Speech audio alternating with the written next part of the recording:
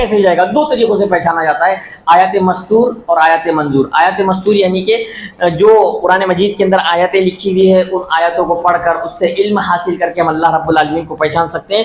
دوسرا آیات منظور یعنی کہ کائنات کو دیکھ کر اللہ تعالیٰ کو پہچانا جا سکتا ہے، اللہ رب العالمین کے بارے میں جانا جا سکتا ہے۔ بار بار غور و فکر اور تدبر کرنے کی قرآن کے اندر تعلیم دی گئی۔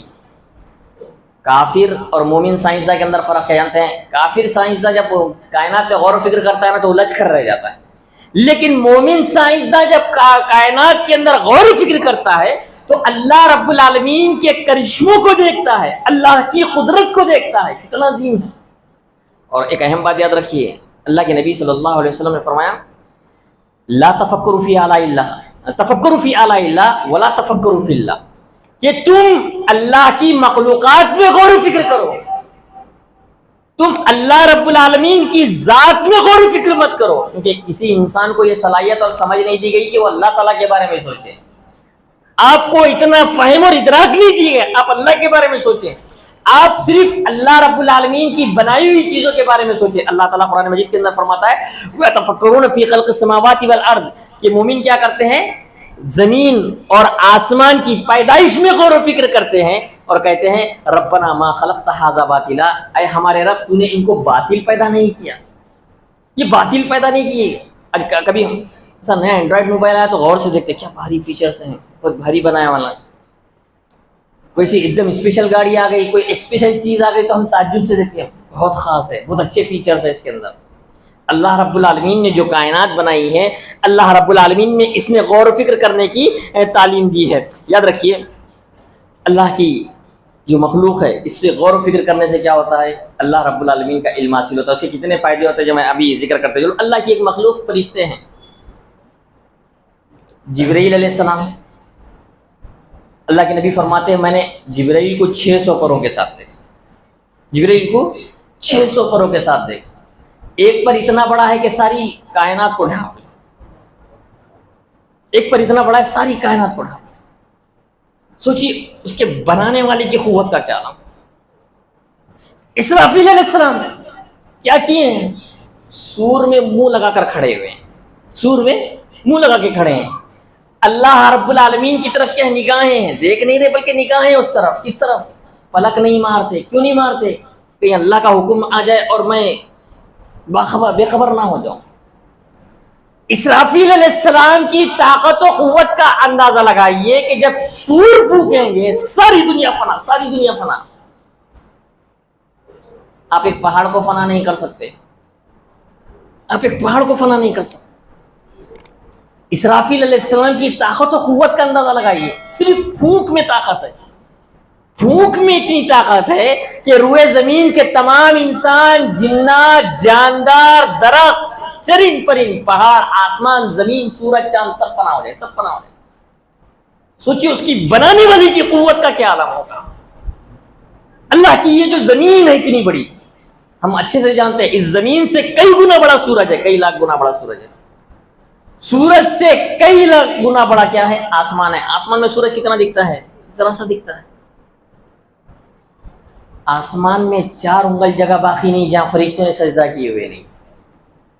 فرشتے اللہ کی عظیم مخلوق ہیں، اللہ کی ہیبت کتنی ہماری طرح نہیں ہے۔ اللہ کا فرمان سنتے ہیں پھر بھی گناہ کرتے ہیں، جمعہ میں بیان سنتے ہیں پھر بھی گناہ کرتے ہیں، گناہوں سے بچنے کی کوشش بھی نہیں کرتے۔ فرشتوں کا عالم کیا ہوتا ہے؟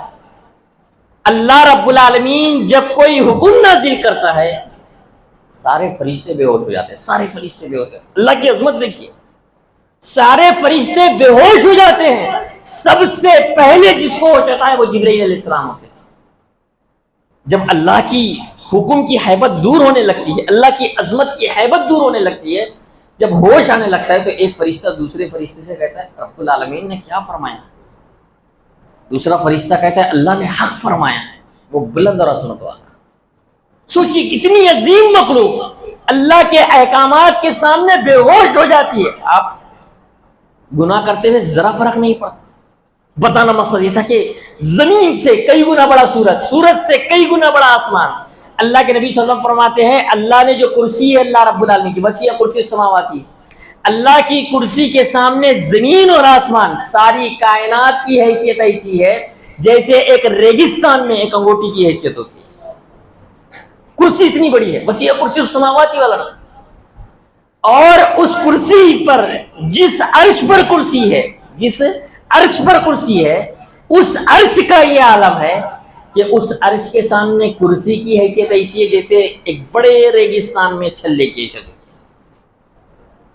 سوچئے, اللہ کے نبی صلی اللہ علیہ وسلم نے فرمایا اللہ نے جو اپنے پوشیدہ راز لوگوں کو نہیں بتایا, ان میں سے ایک راز میں سے یہ بھی ہے حملۃ العرش, جو عرش کو اٹھائے ہوئے فرشتے ہیں مخصوص اللہ نے پیدا کیے, ان کا عالم کیا ہے. اللہ کے نبی صلی اللہ علیہ وسلم فرماتے ہیں جو فرشتے عرش کو اٹھائے ہوئے ہیں ان کی کان کی لو سے کاندھے تک فاصلہ, کہاں سے, کان کی لو سے کاندھے تک فاصلہ تیز رفتار سواری پر کیا جائے تو 600 سال درکار ہوں گے. یہ اللہ کی مخلوق, فرشتے مخلوق ہیں, اللہ کی طاقت و قوت کا نام. تفکر فی اللہ, اللہ کی مخلوق میں غور فکر کرو. ولا تفکر فی اللہ, اللہ کی ذات میں آپ غور و فکر نہیں کر سکتے, وہ کتنی عظمت والا ہے, کتنی قدرت والا ہے. اچھا خاص بات کیا ہے, یہ بنا کے چھوڑ نہیں دیا ہے. یہ اتنا بڑا زمین, اتنی بڑی آسمان, اتنا بڑا عرش, اتنے بڑے فرشتے, جو فرشتے ان کا عالم یہ ہے کہ 600 سال لگ رہے ہیں, ہم تو 1 سیکنڈ بھی نہیں لگتا یہاں سے. اللہ نے بنا کر اسے چھوڑ دیا نہیں, یہ اللہ کے کنٹرول میں ہے, یہ اللہ کے کنٹرول میں ہے. یہ جیسے چاہتا ہے, جب چاہتا ہے, جو چاہتا ہے ان پر فیصلے نافذ کر لیتا ہے. ہم جو مستی کرتے ہیں نا, ہمارے اپنے کنٹرول میں تو ہمارے اپنے خود کے 2 بچے بھی نہیں رہتے. ہم وہ سوچتے ہیں نا ہمارے کنٹرول میں بہت کچھ ہے, ہمارے اپنے کنٹرول میں ہمارے خود کے 2 بچے نہیں ہیں. یہ ساری کی ساری کائنات اللہ رب العالمین کے کنٹرول میں ہے, یاد رکھیے. بات سیرت نگاروں نے یہاں تک لکھا ہے کہ اللہ کے نبی صلی اللہ علیہ وسلم جب معراج پر گئے تھے تو وہاں پر میکائیل کو دیکھا, تو جبریل سے پوچھا کون ہے, کہا کہ میکائیل ہے, کیا معاملہ ہے, کیوں پریشان ہے. کہا کہ اللہ کے نبی جب سے اللہ نے جہنم بنائی ہے نا تو میکائیل مسکرانا بند کر دیے. کیسی اللہ کی مخلوقات ہے, اس میں غور و فکر. اللہ تعالیٰ تو جگہ, اللہ تعالیٰ فرما رہا ہے وفی انفسکم افلا تبصرون, تمہارے اندر اتنی نشانیاں, غور و فکر کر لو. ابھی کل ہم انسان کے اوپر تذکرہ کر سکتے ہیں, ایک درس کے اندر اتنی نشانیاں ہمارے اندر. کیسے اللہ نے پیدا کیا, لقد خلقناکم فی احسن تقویم, ہم نے ان کو بہترین سانچے میں ڈالا.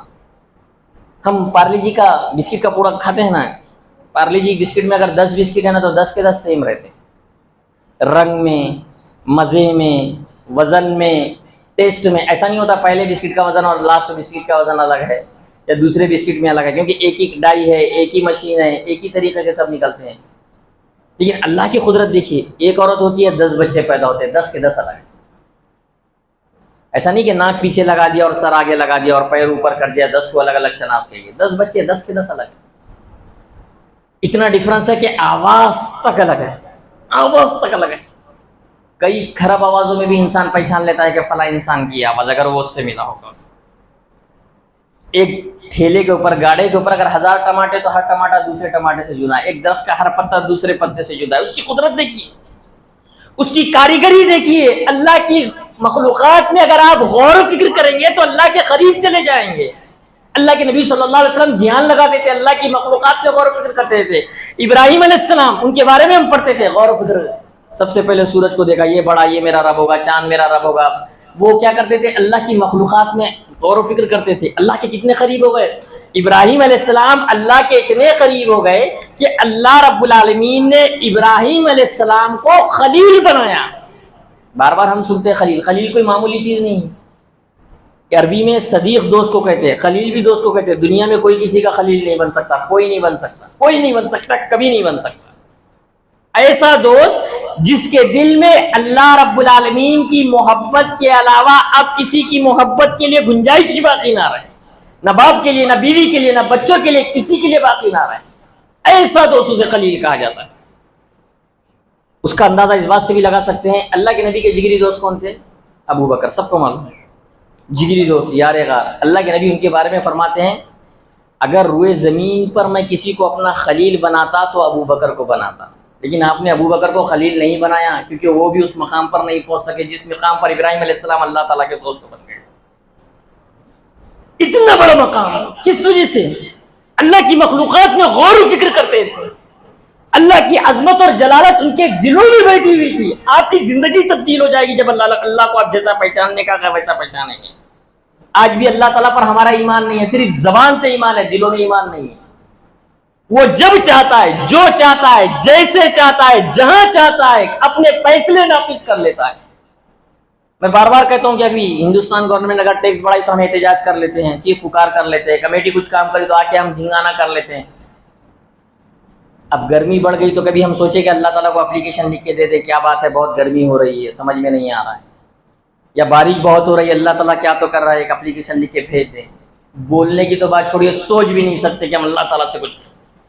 لا یسأل عما یفعل وهم یسألون, اللہ تعالیٰ سے کوئی پوچھ ہی نہیں سکتا. وهم یسألون, وہ کسی سے کچھ بھی پوچھ سکتا ہے, وہ اس پر قدرت رکھتا ہے, کوئی اس سے سوال نہیں کر سکتا. لا یسأل عما یفعل, وہ جو کچھ کرتا ہے اس سے کوئی پوچھ نہیں سکتا انہیں ایسا کیوں کیا.